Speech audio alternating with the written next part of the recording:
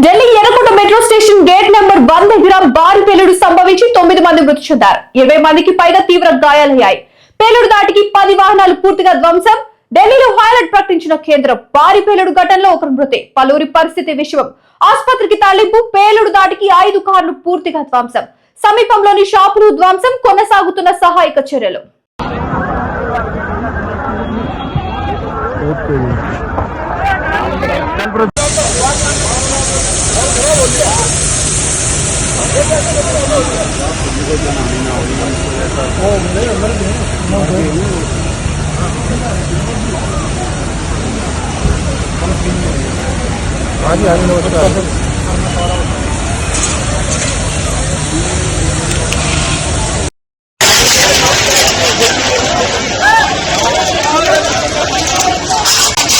ये लाइव चांदी चौक चल